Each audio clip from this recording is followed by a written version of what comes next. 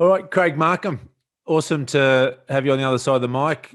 Craig is our co-host in the first series of Power Up Your Business podcast, mate. So it's great to have you on board as an interviewee. Are you an interviewee or interviewer? What are you?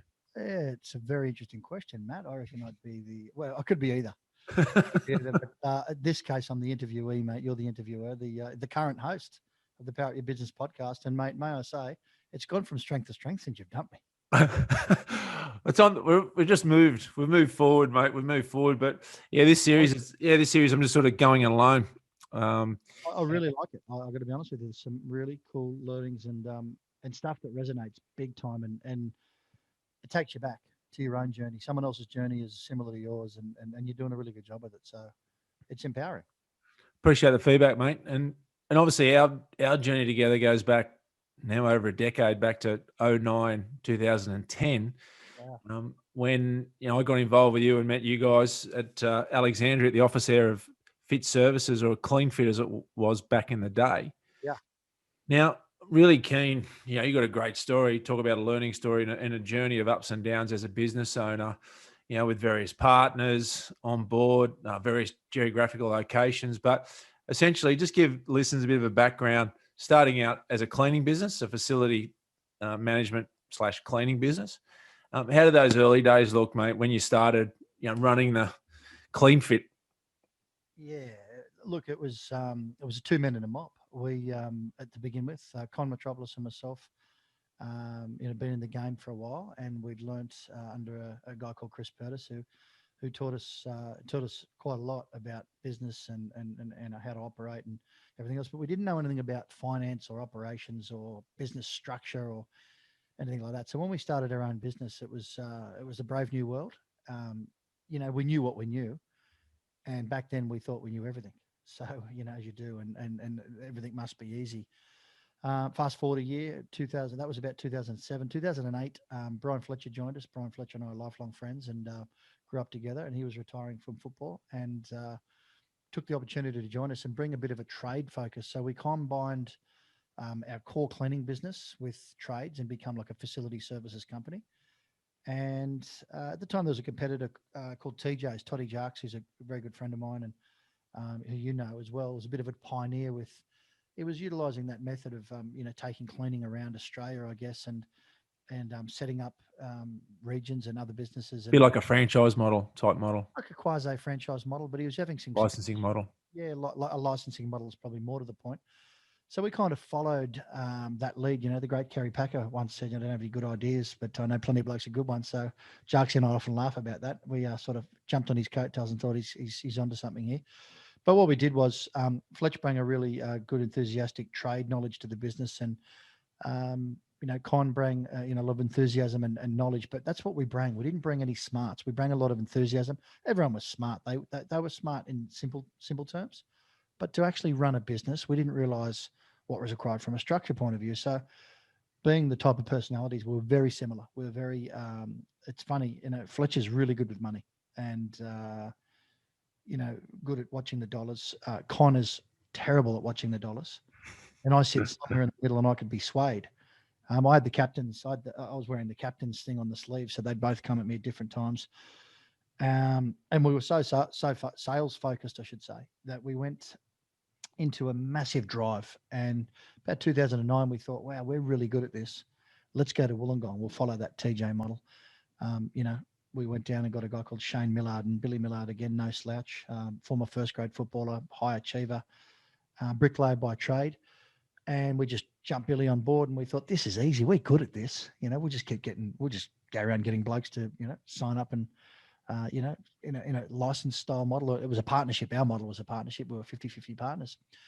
Went to Canberra, picked up another high profile former first grade player, Canberra, through Fletcher's connections and things like that. And it was all looking really good until such time as we sat up and looked at it and went, wow, we're not making any money. Don't forget you went to Newcastle and Central Coast as well. We did. We went up to Newcastle Central Coast as well. So we were now in Sydney, Newcastle, Central Coast, Wollongong, and Canberra. And it took us. It was really good for the ego, and we loved the colours and the brochures, and we focused on all the marketing ploys that I've get. never seen so much stationery in all my life, Yeah, well, Matt, back and then, logos. we had stickers, you name it. You come in to get a bottle of wine when you come in the office.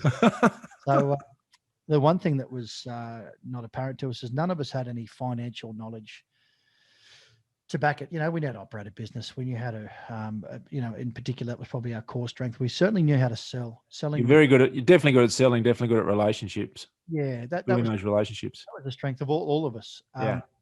But all of us had different skills. We had, Shane bring a whole discipline to the business and was questioning a lot of things. And back at the time, I suppose, we never really wanted to be questioned. We knew what we were doing. We had this down pat. You look back on those times, you think, wow, he was onto something. He was a smart operator and a good guy. And look, we broke the businesses down into different regions and different areas. But as a whole, we combined our turnovers. And excuse me, the one thing that became apparent is we were so heavily focused on revenue, but there was no structure in our costs. There was, we weren't focusing on our gross profit margins.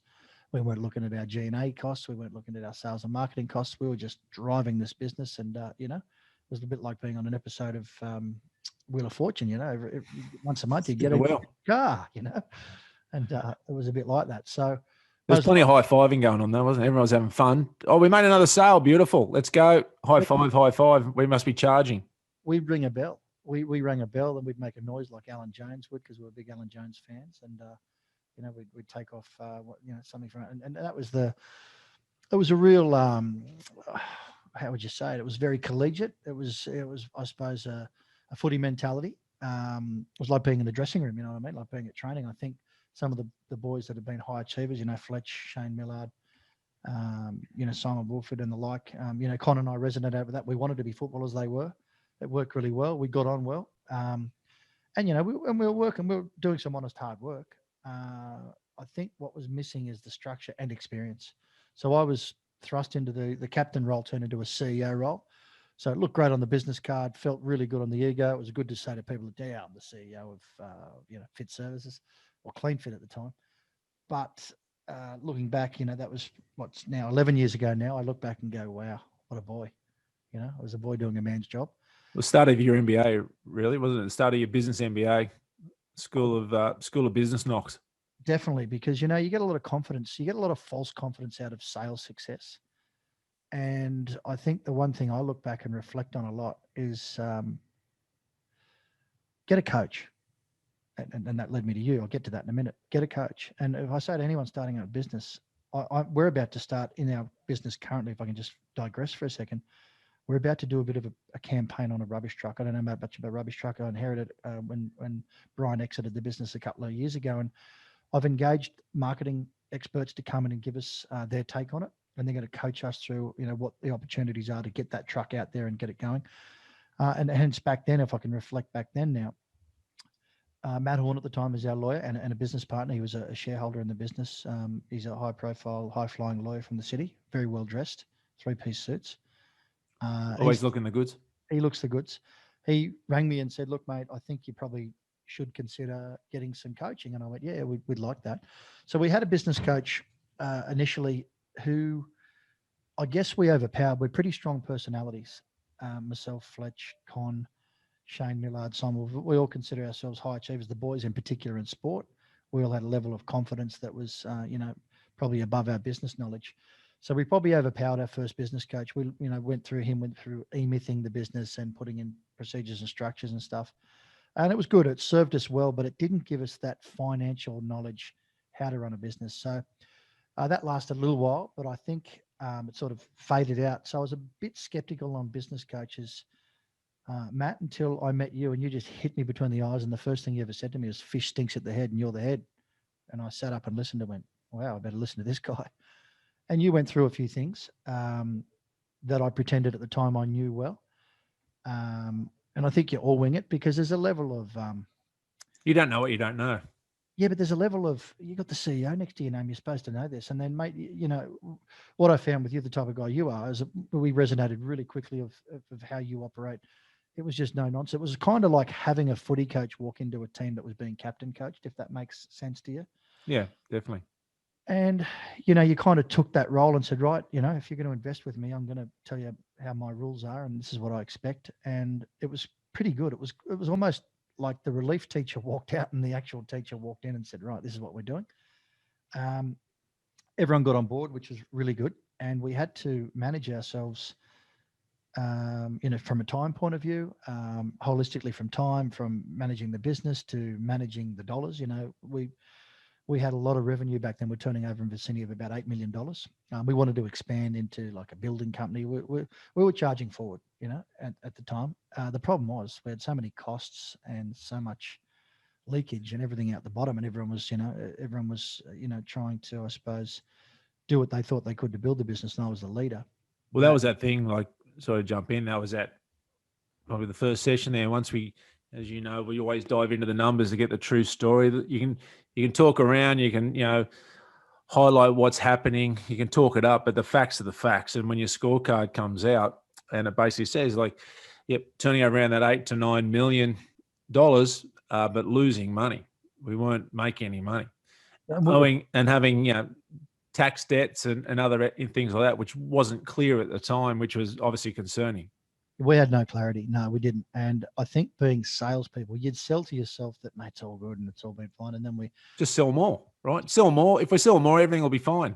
Just drive. We wanted to drive, and we sold to ourselves that, when you sit down and you hear some bad news, it's kind of like it's masked by a joke or by, many a true word spoken in jest. I say one of my sayings that I picked up from Connors, many a true word spoken in jest under the influence of alcohol or in anger.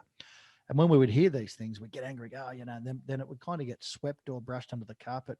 But you always said, and one thing that always resonates with me, and I laugh about, when you talk about your own physical health, I apply it, you say, mate, the numbers don't lie, just hop on the business scales. When we hopped on the business scales, we were losing money. And I think it's a bit of an eye opener. And the worst thing is being the leader, you got to go, far out, I'm running this show. And some good friends of mine, a pretty smart guy, said, mate, you boys have a lot of fun. I don't know if it's a business or a circus, but I don't know if you're a CEO or a ringmaster. I look at that now and I look back and I go, I probably was a ringmaster. We had a heap of fun.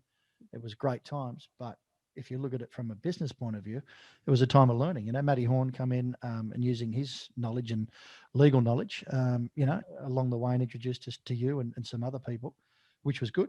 But even still, we still push forward heavily on that sales focus. So we were very revenue focused at the time. Costs meant nothing. Costs were just something that were there. There was no focus on them. There was no line by line.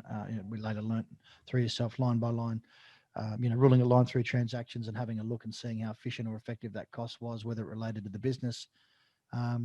We spent a fair bit of our time focusing just on that top line.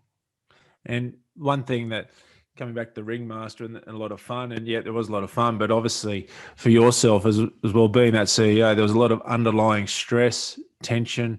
Essentially you ended up having nearly about 8 directors or different business owners, shareholders, and you were getting pulled from pillar to post trying to appease people.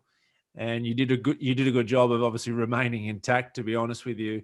And the great thing about it is that when we went through, starting to put through, okay, here's a line in the sand. Like you mentioned, we're on the scales and we are unhealthy. Essentially, I liken it to be, being in the emergency room and they had the defib on, and we're flatlining, right? We're close to that stage. Yeah, we were. I remember a day where yourself, our accountant, and the bank walked in. We were cash flow financing and factoring, and it's one of those things that you become used to stuff like that. It's how you do business, and it's how you know how to do business. So it's the way that you get used to, and you think, yeah, that's cool. I think you got money, but when you realize, I look back and I just shake my head and go, wow, we got through that time. I don't know how we did, but I do know how we did. We sat down and we locked arms and and put our backs to the wall and put good habits in place.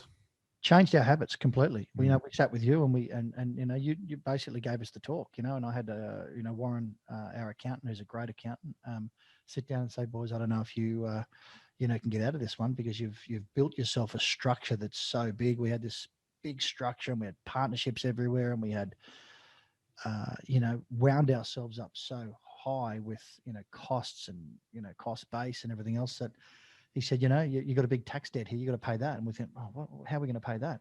We weren't looking at anything else but just the profit. We didn't realize the difference between profit and cash. Never looked at our balance sheet. Balance sheet was something the accountant looked at. That's not what we looked at. Um, and I guess as a team, we just kept doing what we always did.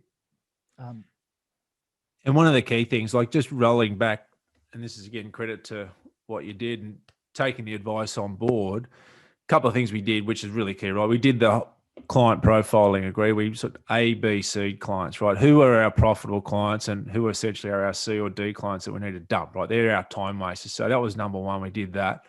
And how was that? Like just going through there, and remember we worked out a GP calculator to work out before we actually go to a job now, before we win a job, as you call it now, the Jonesulator, and making sure that we're actually making gross profit for every client.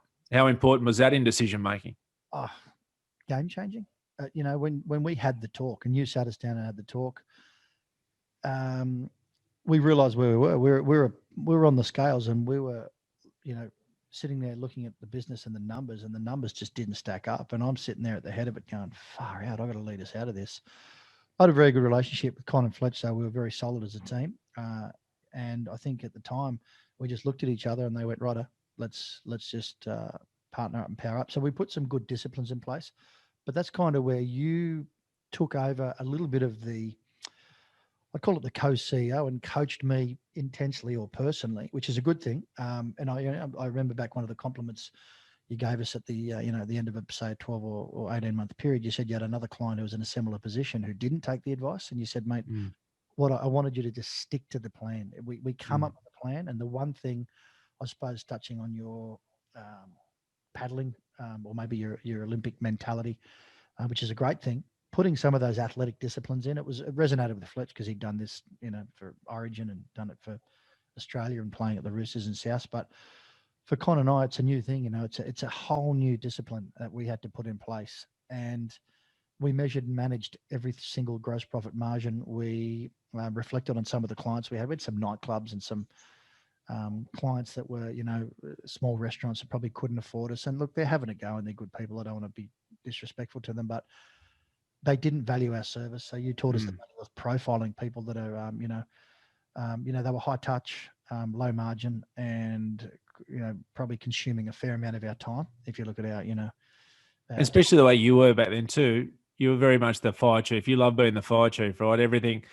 The phone rang, you were off. Yeah. And I think you'd hand on your heart. Time management has never been one of your strong suits back in the day. The Flock and I still hate each other. I learned pretty quickly that the clock waits for no man, and mate, if you ask my former business partners, they just the problem. I think you look back then, they'd say, "Oh, mate, punctuality and stuff," because you're always putting out fires. And I because think that comes back to dealing with the wrong type of clients, wrong for time. a long time, and the wrong type of team members as well at different stages. I think there's a fair bit of both. If I reflect on the changes we've made, and we're still going through it now. Like, you have a situation where you're more experienced in business and you've been through plenty of battles, and a lot of them are personal battles with yourself, and some of them are with your own team and internal battles. And alignment's a key thing. I think the one thing that you managed to do with us really well, and I really valued looking back, is you aligned three business partners really, really well. We sold Wollongong to Shane. He did really well out of that, and we did well out of that. And he was good, and he did. He was probably the benchmark, I would say to you, for what, looking back, The type of partner you wanted. he was exactly what we wanted. Back then, we probably didn't realize it was just, he was in Wollongong. We probably didn't appreciate it because we didn't understand enough of the inner workings of how the whole model worked. We bluffed our way through a fair bit, to be honest, and then we got some good structure in place, some good GPs. We started to get on the educational journey, and then I think pure, I suppose, alignment got us through. We paid off our tax debt. We got we changed our partnership structure, so it was just we focused on just Sydney. We sold out of we bought Simon out of Canberra. We bought Mick, our partner, out of Central Coast Newcastle, Mick Estoni, the great man. And we retained some of those contracts, and we just bring everything in under one banner, and it made a huge difference. Instead of having different companies, different insurances, different workers' compensation, different structures everywhere, we consolidated. Well, basically, you're busy focusing on everything but the business, and what you did now is get focused, get really streamlined and really focused on your core profit-making machine. Because again, when we did the numbers and you run it down, you realised hang on, I got the baby right in front of me. I got the golden the golden ticket right in front of me, which was Sydney. Yep. And because you were looking at Wollongong and everything else, Central Coast, Newcastle, Canberra, you were neglecting Sydney. Yeah. Yeah. And I think you get lulled into a sense of, Fletch used to bring it up sometimes, he was not a huge fan of our expansion. It's funny. The irony is he drove our first expansion to Wollongong because of the type of bloke Shane was. He really, had a big rap on him. And Shane turned out to be everything Brian said. And he was great in the business, very good at operating it, good with the managing the whole thing. So he was exactly the partner we're looking for.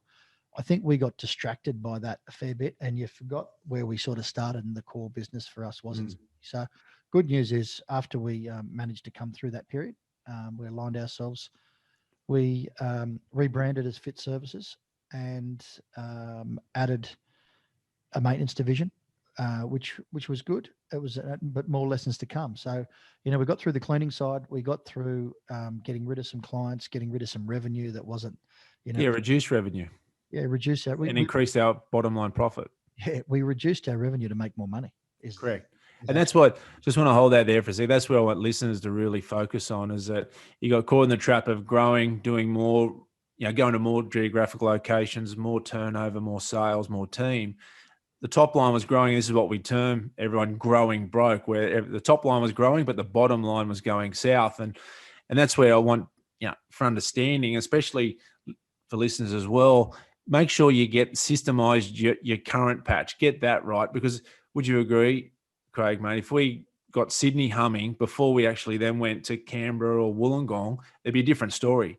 But because you went before, there was too many systems in place, too structured. We didn't have the structure and the rigor and the habits in place in Sydney.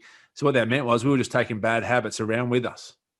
100%. If I reflect on it, if I had my time again, if you could have a time machine and go back, I would do it the way you just said, and without question. And it's not an option. It's the only way to do it. You can turn it upside down. You can turn it inside out. The numbers don't lie, and the numbers were there. But again, like all good salesmen do, and we all had a sales background, you sell to yourself that it's, it's fine. We'll make it work, because, you have a level of confidence that you, probably better at that than you probably are. And it was a real lesson. So we went back to basics. We went back to the core. It was a very big time of reflection on, wow, it's humbling, to be honest with you, because you had to pull it right back. We had to pull it right back, and we did. And I think, it was the most educational period of our life. You'd bring in some processes. I've still got them in my office. They're old stamps now, and everyone uses Sign Now and, Sign It. Account coding and everything else. And we were... Because just on that, sorry, Mo, I just want to talk about, these are habits, right? So some of the habits that we put in is that, if an invoice or a bill comes in, you've got to stamp and put the code on there. It's got to be signed off before it gets paid. Other habits were line by line P&L analysis every month in the boardroom, line by line analysis as well before we actually won a job or went for a job, in terms of making sure we've got the right GP for that client. And also another analysis is making sure that everyone who's buying something in the field, they've got to be accountable for that. So cash flow forecasting, weekly cash flow. So it's all about, this is what I want everyone to understand. It's all about the habits that turn the business around.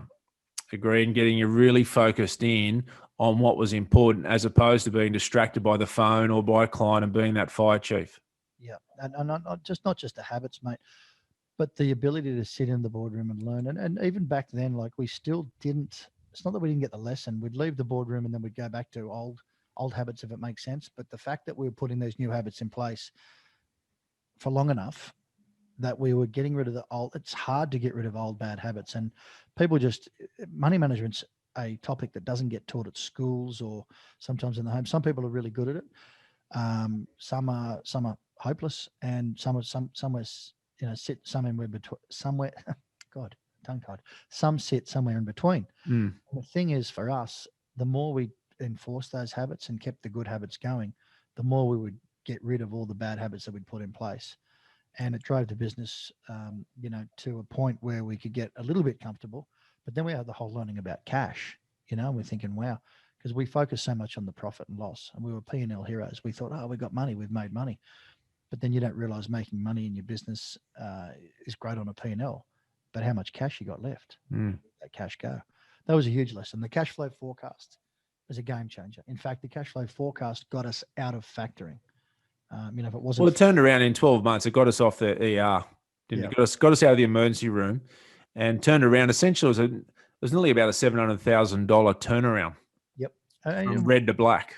We still sold, and getting more revenue in is was a focus, but wasn't the core focus. Mm. We actually focused most of our attention on the operations, getting our gross profit margin, profiling our clients, making sure that it was cash. Age receivables, age payables. Just balance sheet. Markers that just those levers that you can pull with the age. Age was huge. It was amazing. And just to tag on that, because I just want to clarify. So what Craig's really talking about now is the habits and the structure and process in the admin. So the back of house, the office, which again, too many business owners neglect. So age receivables, when are you going to get paid? Well, how much is outstanding from your clients? Age payables, how much is to go out? And then cash flow forecasting is really, when money's hitting the bank account and leaving the bank account on a week-to-week basis. So as you explain, Craig, but it just gives you that transparency and that confidence to know that, hey, I can see a red train coming, don't have to freak out, and I can put a strategy in place to ensure that we don't get run over by it. I think that's the biggest thing, like getting the right people on board. That was another, the list of learnings is just, it's so long. We could be on this for 5 hours, but the analogy I use is a restaurant. When you go to a really good restaurant and you have, 3 courses, that head chef, let's call it a Gordon Ramsay or a Jamie Oliver or whoever you want to, I'm a big fan of Pete Evans, but for many different reasons. But if you think about how they run a restaurant, it's the supplies and the produce that comes through. So they've got to be over the top of that. They've got to know what's in season. So they don't just leave it to someone. They're all over it. Then they get the guy that, stocks and, is the delivery, down to the guy that washes the dishes. Everyone's got a role to play and they're really important. And I think the biggest thing as business owners, we made the mistake of thinking, the accounts do that. We had no idea what the accounts department did really. We knew that, we know it's about numbers and fine, but we didn't get in behind, we didn't lift the veil and have a look at what's underneath the hood and go, well, you didn't know what they needed to be accountable for. You didn't know what their KPIs were. There was no KPIs, no measurement. No. That's when we partnered with you, to coach us and take us on the journey. It's funny. It's a bit like I said, back to the restaurant. We ended up being a dishwasher. We ended up being a delivery guy. We ended up being, looking at the produce. Then we were the sous chef. Then there were, the guy on the grill. Then we were the guy, in a kitchen, you see so many different people. They've all got, but the one guy knows everything, and we needed to. The leader needs to know everything. You can't just be heavily focused on sales. You got to know exactly what your sales team does. We put structures in place for business development. Then we had to work our operations to make sure our gross profit margin was correct, and our managers were doing the right thing, and our cleaners were, obviously, measured and managed properly. I think then we have to go to the financial side, so it's fine to have sales right. It's fine to have operations right. It's fine to have your financial component of your operations right, but then you've got to go to your accounts to make sure your clients are getting invoiced on time and invoices are getting paid on time. And, your payables not going out too quick, your receivables not coming in too late. There's all that balance, and then measuring those team members as well, then you've got to get in the boardroom. And then the one thing that, looking back, I think the problem I had being a shareholder, major shareholder and one-off and the CEO is, you get defensive. I look back and, Matty Horn used to pull me aside and said, mate, we're not having a go at you, but it's like, your job. And I could imagine. Because you're answerable. You're the one that the buck stops with you, basically. It's a different hat. And it's difficult when you're running a business because you are the CEO. So sometimes when the board come at you, it's all overwhelming and you go, no, and your first comment is a defensive type comment. And it doesn't, you don't mean to come across defensive because it's just how it is, because you haven't swapped hats. You've got to get into that boardroom. The irony is I was a shareholder as well as the CEO. So I've got all the other shareholders pointing fingers at me. I'm thinking, hang on, they're the guys I'm operating with. The irony is we're all sitting in the room. If you've performed, it's all cool. No one cares when everyone's making money. If you haven't performed, you're thinking to yourself, why are they pointing the finger at me? They're the one, you know what I mean? So they're part of you're thinking they're part of the problem. And this is the thing where there was a lot of, everyone was the victim basically, and everyone playing the blame game where we had to really, and we did a good job of, and this is part of the cleaning out process of making sure that everyone's actually accountable. And we talk about, bring our A game, right? Bring our A game means, what happened this morning is done. I can't change that, but you know what? I'm going to change the next decision I make. And it does come back to owning it. But it's a hard transition from, again, from the mop, as you said from the get-go, from the mop and the bucket to the boardroom. That's a big transition, big step. Cooper Silk from Radio Hub likes to call it from Brasco's to the big time, or Brasco's to the boardroom, as he says. I love that. It's quite funny. And we haven't made it yet, so when we get there, we'll tell you. But yeah, it is. It's a big transition, and there's a certain level of you've got to be honest with yourself. What you don't know, and you got to self-improve, and you got to take it on the chin. You know, it's not easy to listen to when you're sitting there going, "I'm running this." It's another version. So at the beginning, you don't know what you don't know. You're kind of getting rescued, if you will, by getting a coach involved like yourself who comes in and identifies all these things wrong with you and your business, I should say.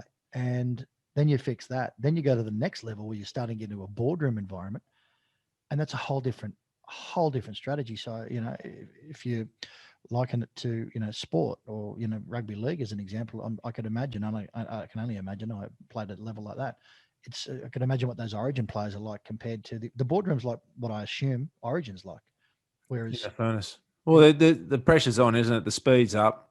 yeah, The intent, every mistake you make, you pay for tenfold. And I think that's where, and this is where, again, I want listeners to really tap into here, because a lot of them, we know we have people that email us and people that we assist, they're all looking to bring partners on board. They're looking to expand.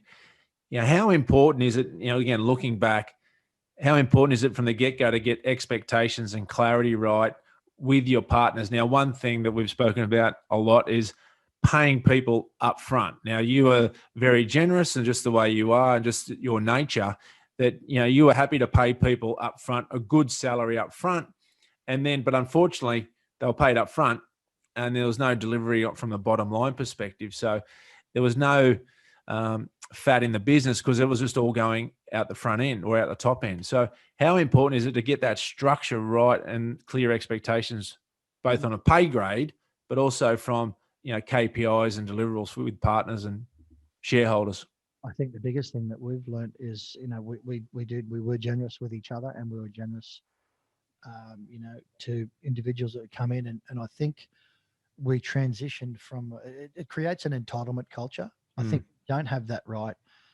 It's performance. You know, if you look at any sporting team, you know, right now the tennis is on, and as we speak, and you know, I'm a big fan of Ash Barty, and I was watching a little. They do those previews on her, and the little things she does. You know, she plays golf and does all these different things to help cricket to help her. AFL, yeah, she's incredible, and you know, she learns from different ideas and learns from different aspects. But if you don't have that discipline in place, or you don't have that performance model in place, I think it's doomed for failure. I haven't seen it pay up front, or it hasn't worked for us. And if it has worked for somewhere else, I'd love to know that. I haven't seen it work. And look, this is what I put it down to. Humans, this is the thing about humans, will always go the path of least resistance. Right? The path. Now, if I'm getting it up front, I'm already getting paid. That means my mortgage is paid. I've got money for the kids' schooling and anything else and overseas holidays. I don't really need to work hard. You know, I'm not incentivized to go out there and maybe get a client, work harder on a client that's got more profit with us, or work harder with our team to make sure we're more efficient, because I'm not really worried about the bottom line, because I'm getting paid off the top line, baby. And that's that human nature. That's what everyone to really understand. Even the good people, you do go that path of least resistance. There has to be that incentive there for people to go above and beyond and get uncomfortable, get out of their comfort zones to perform. Yeah, well, Matt, we're re-engaging with, well, not re-engaging. We've always been, you know, we've always worked with you every single year since, but we're really having a big focus post-COVID to work with you as some new younger team members to put that, what we call our performance culture in place. It's a culture change. And I think we come from a culture of entitlement. And I was the leader of that, you know what I mean, at a time. So I look back and I go, well, you know, there's no finger pointing here. The three of us, we sort of lived out of the business and went, yep, that's how it should be. And then, you know, one day a question was asked of me as I've continued my journey on educating was, well, if the business could talk, what would it say? I'll tell you. And, you know, the business would say, get out of my pocket. Yeah. I'm starving. No, you guys are, well, treating it like a petty cash, correct? yeah, you guys are fat and happy. So, you know, that relates back to what you said. The numbers don't lie. The performance of the business is important. And, you know, we still haven't got it right, even to this day. You know, I've been in the same game for 25 years, been in business ourselves since 2007. So we're 14 years on our own in a business. And, I've run businesses before that, but, we're constantly learning, and then they got new technologies, new things that come in place in your business. You've got to be on top of absolutely everything. And if you And don't structure right, don't grow. that's right. And look at just in that 14, 15 years that you've been operating now, you've gone through a GFC, right? Massive change to economic models. And then we've gone through COVID, which was just, especially in your game, hospitality, and just so much just got ripped out from under you that you could never foresee. So just again, with not having, going through those sorts of crises without having transparency, you can easily pull the wrong lever, right? And, you going through COVID now, as opposed to, say, the early days, like how did that, like going through that stressful period, but having knowledge and clear understanding of the business, how did that give you more peace of mind and confidence, knowing that, as a leader, CEO now, that's got a lot of, years under my belt, a lot of experience under my belt, how confident were you to pull the right levers going forward? Yeah. So a few years back on my path and journey with you, I went and did some study in Texas and did some work under a business genius called Keith Cunningham, and Because what's his book called again? Unlock the Vault, is it? Keys to the Vault. Keys to the Vault book. Yeah, it's a good book, that one. Done all Keith's courses, and it's a Yeah. private college, and you can do the 4-day MBA, and how to buy and sell businesses and everything else. And I've never met anyone like him. I don't think I've met too many people like you, Matt. At like how they both complement each other is incredible. And one thing I'll say to whoever's running a business on listens to this podcast, and for what my advice is worth, is don't be afraid to learn and educate yourself. And much against some of my partners didn't love it at the time, thinking, what are you wasting the money for? But I put the fact that we got through COVID and we were heavily hit with shutdowns of, our hospitality is a core part of our business. About 70% of our business is hospitality.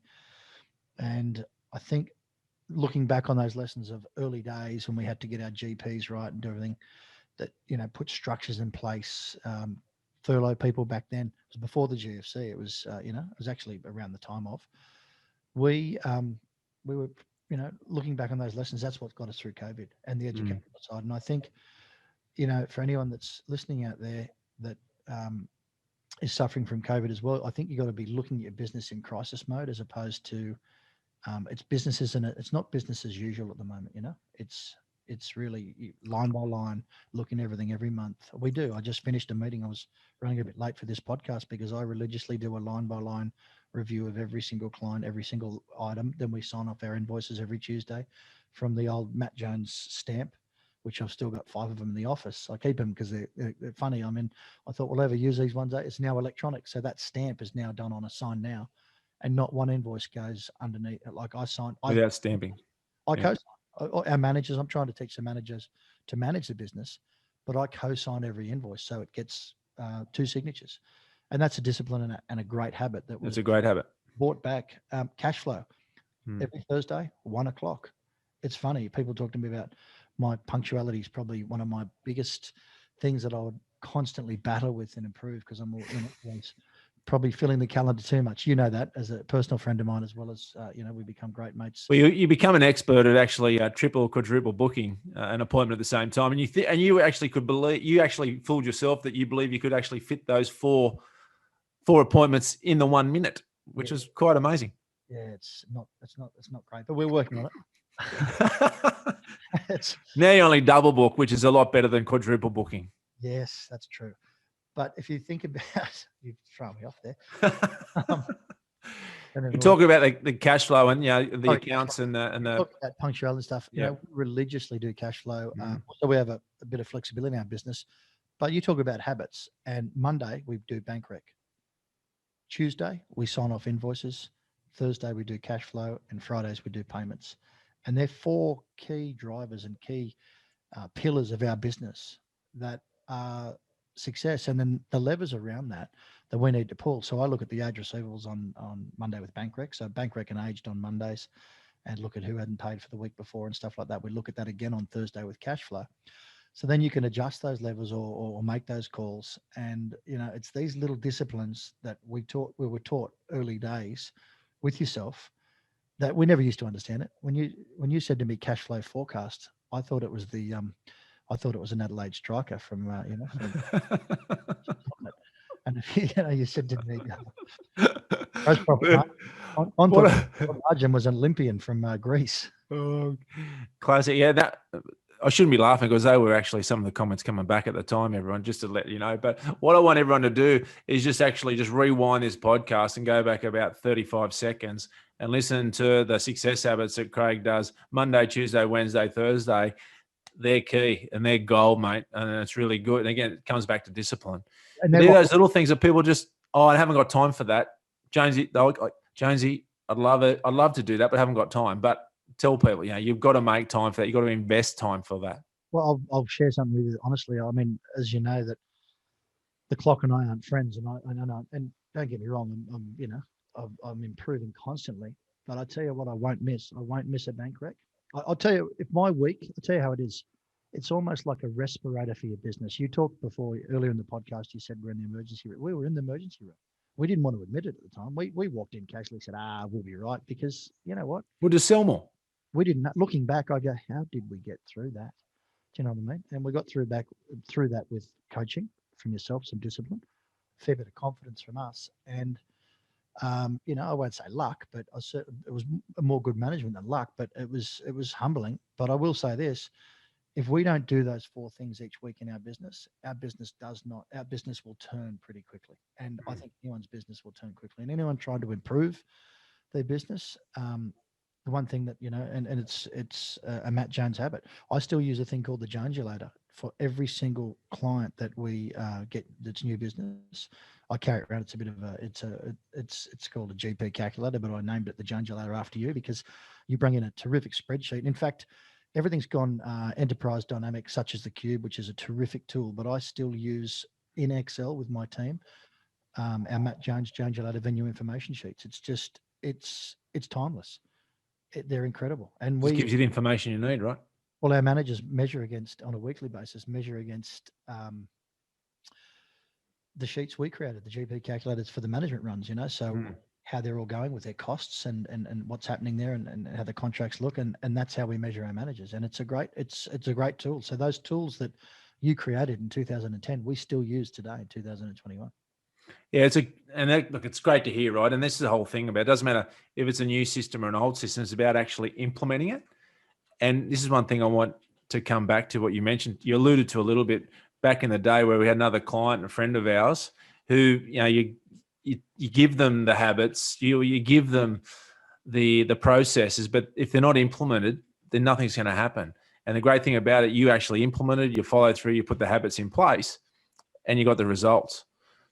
I think the one thing that comes out of that is, there was a lot of noise at the time, and we had a lot of ideas, and we had a lot of systems, and we had paperwork for everything, and compliance. The industry changed, the need for compliance. Now, it's crazy what's going on. OH&S had really, really, been developing over the years, and so it should. It's a huge practice in our business, but I think the effectiveness of it, like, we did a bit of I suppose we want a bit of a diet of which tools we used, if they worked. And as I said, those tools, whether they're analog or digital, they're in place because they are so efficient and effective. I think they're timeless. They just don't change. It's one of the things that I think you've got to find for your own business. And I think they're generic. To be honest with you, I've applied them to a few other businesses where I've been asked by some friends, what do you do here?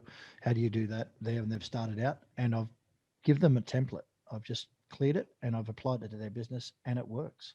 It's very generic. It's cookie cut. But and that's the thing. But it's about applying it. It's about applying it and using it effectively. And it's like any system, just maximize it. Too many people go, oh no, I've got to go to the next shiny system or new job management system or another tool or something else, and they're not actually maximizing what they've got. So it's all about maximize your current systems before you worry about something. But a bit like what we're talking about. Get Sydney right, get Sydney humming, get that right before you then move on and try and expand and look for something different, because it takes up so much time and your attention. Yeah, and I think I'm an early adopter with technology and stuff. I love new technology and things, and my partners at the time didn't, and that probably, looking back on that, I think they were right and I was right. We needed to get a technology, but I guess my frustration come out of the fact that they weren't using what really worked anyway. Mm. So you go in this search. Yeah, they weren't using it, right? They weren't adding it in. They weren't using it effectively. No, we weren't. And mate, I suppose, and I go, well, hang on, you're the leader, so you got to go far out. The familiarity and the friendship and stuff we had probably drove us down that path. So then I would go out and look for a new technology when it was right under my nose the whole time. So Yeah, ironically, this period where we're chasing, people using Fusionsoft and all these different, models and different CRMs and yeah, all that, and we were looking at now the cloud-based stuff, and the cloud become huge. So you try and adapt, and you try to evolve, and you think, and you know what the worst thing is? You go and see someone who is a tradie, or we're like a trade. We consider ourselves like a trade. yeah, try, yeah. Learning is a trade, for sure. If you do it professionally, and you do it well, and we think we do it professionally well, we could always improve. And there'd be people out there that say, oh, that we've used them, they're no good. That's fine, but we know we do it well. We know we're very experienced.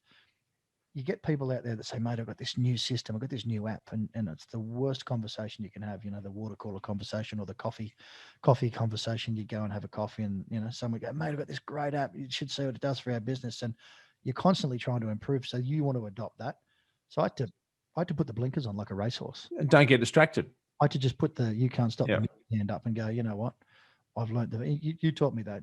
I was extremely distracted. I like in my early years of business, like being in a dark room and being poked, and you turn around and you're responding to all that at all times. you're getting covered in spiders in a dark room. And you don't know where it's coming from, right? You don't know where it's coming from. You respond I every like time. that analogy. Yeah, every time you get a poke, you go, is it behind me? Is it in front of me? You know what I mean? And then you learn that just, you know what? And you taught me this. You said, mate, shut your eyes, shut your ears, shut your mouth, and just look straight ahead and have that discipline. And that brings, ironically, a level of calm. Put the blinkers on. Yeah, a level of clarity. That a big word of yours that I've always admired, and one thing I've admired. You have an incredible ability to focus, right? And I go, right, when you look at you model yourself off people. So I modeled myself off some of the disciplines you have, that I learnt from you, and you pick up habits from people you're around, and Con and Brian as my business partners, and Matt Horn. They got some great. Everyone's got great attributes. I'm a huge believer in the Pareto principle, and I say this from a HR perspective. Try and model yourself on successful people, but not all successful people have it right. None of us are 100%. We're a work in progress. We're always trying to improve on the things. We're really good at some things, and that's our core. But the things we're trying to improve on, well, we just got to learn that off others. You find out what others do really, really well, and it might be different to things I do well. So if 80% of what I do really well, I don't need to focus on that. Let's focus on the 20% I need to improve on. And how do I improve on that? I'll find either a coach or a thought leader or a business leader. I'll listen to a podcast. Well, someone else can do it for you, right? You can't do everything. That's the whole thing about delegating. So it's just like you can't do everything. You're just like what, and this is the thing with owners, and just finishing up. But like this is the thing with owners is you can't be all things to all people, and you got to understand where your value is the organization. So you back in the day you thought your value was running around trying to put out fires, but as you know, it's not. Your value is making sure we've got the right systems, the right habits in place, and that everyone's accountable, which is a big difference from trying to be out the front there putting out the fire, as opposed to steering what fires to put out when. So rather than being the coal face. But I think, Craig, now like over that journey now and setting into that 2021, which is going to be really exciting about really, you got a young, enthusiastic team. They're really green in terms of business, and they've got great attitudes, and you've got well-worn processes. So really looking forward to really implementing, the fit services way, and really the performance culture, which is going to be awesome from a team perspective. But what about just a couple of things, I suppose, just to give the listeners some takeaways, on your journey now? What is probably the one or two takeaways for those people that, they've probably been operating, 3, 5, 8 years, they've gone through COVID, they're not really where they want to be. What's some tips or words of encouragement that you'd provide? Yeah, probably the first one that comes to mind is focus. It's a huge word that I often have you talk to me when I'm driving. Have my accountant say some things. People that are influenced on me, and when I'm dealing with a problem, whatever, I think, all right, if I went outside here, you're like, in my car behind my head, shaking your head, going, focus, mate, focus. It's funny how you have. This is how I think. And then, focus as well as what you procrastinate on or what you don't want to do is what you should be focusing on. It's also And I'll give you an example. Budgets. I hate budgets. I hate the clock. I hate Mm. time. You know what I mean? It's great, but you know what? If you're not cautious with your time, it's the only thing that we get to. I said earlier, it's the thing that we have to spend wisely. Doesn't matter whether you're rich or poor, everyone gets the same amount of minutes. We get the same amount of time, and Yeah. so start with the budget. The numbers don't lie. Getting some structure and getting it right. Getting it right. You don't have to. Everyone thinks too far ahead. I did. I thought too far ahead. Love what you just said then about everything to everyone. You've got to narrow I'll do the movement you did for me. You used to go like that and just narrow it down and pinpoint it. You can't work on everything at once and get it right. It's like a brick wall. A brick wall's built brick by brick. So, okay, Focus on the next brick. Focus on the operations, get it lean. Yeah. And I think the pillars of business are, look, starting with the budget so you can measure against something. You've got to measure. If you're not hopping on the scales, we talk about weight loss and we all want to lose weight. Me in particular, currently a challenge with a lot of mates of mine. And as you get a bit older, some of us put on weight, some still keep a pretty lean rig. You're one of them. You're lucky. And, you think to yourself, well, how do you do it? You get on the scales and you measure yourself, and then you come up with a plan. And as you've always said, best plans in the world can be left on a desk or a table. If they're not executed, they're not measured. You got to execute on the plan. You got to measure on the plan. And that's simple. It's the tools that are commonly out there that, I think that you put in business. So if it's business development, you've got to have a BD guy that's performing. You've got to have a BD guy that's not paid up front. You've got to have a BD guy that's focused, hungry, measured, and part of the team and collaborative. And you've got to create a performance culture. Performance culture is huge. You've brought that to us. And that was the game changer. I think we were performers, but we're performers in a... But not accountable to the right key KPIs, key performance indicators, right, that actually drove the business forward in a profitable, sustainable way. Yeah, we were busy but not efficient or effective. That makes sense. We focused on being busy, and as you say, our biggest thing was being a fire truck for our clients, for our cleaners, for our managers, and so just having a structure and a system in place. No, that's how it works, and having the discipline to say no, I'm not going to attend to it. It's like when the phone rings, don't pick it up. Yeah, and look, it's been like your learnings over those course of the years has been unbelievable. It's been a colourful journey, that's for sure. Yeah. Looking forward to what's going to be happening in 2021. And just to clarify, I think the couple of takeaways there for everyone. Number one, focus, right? Try not to be all things to all people. Try not to expand too quickly. Just focus on where you're profitable right now. Number two, get out of your comfort zone. You've got to get used to being uncomfortable, right? You've got to get out of your comfort zone, do the things that you don't want to do, like i.e. get off the site and actually work in the business to know the numbers. And then number three is have that performance culture, which is everything's got to be accountable. Why are we spending that? Why are we having that client? Why have I got that team member on? And making sure that there's that accountability across the board. So there's some really, they're three key awesome takeaways for everyone. And again, it's great to listen to these podcasts to everyone, but we want people to action things. So now it's about implementing it. So Craig, awesome champion. Thanks for the first time we can, and it's also, I feel funny calling you Craig. I don't know what, it's Craig Bush Markham. So Bush, thanks champion for coming on board this session. Thanks, Jones. It's been a real pleasure. And mate, we're really looking forward to partnering up again and really collaborating with, the Cube team and yourself and getting our young managers right, like educating them on that understanding, you know what I mean? And I'll finish on this note. I was thinking a bit when you were talking there. One of the things I love that, I learned from the great Keith Cunningham, as he said in business, and you've always said something similar to this too. There's two reasons to spend money in business: to keep what you've got or to get more of what you got. It's that simple. And if you look by those two principles, I think that resonates when you asked me that question, and it hit me late. Yeah, that's true. That's a good point. Definitely. Yeah. But Keith Cunningham, everyone too, just research Keith, and Keys of Vault is a good book, as well as obviously Power Up Your Tradie Business, right? That's obviously that's up there. Yeah.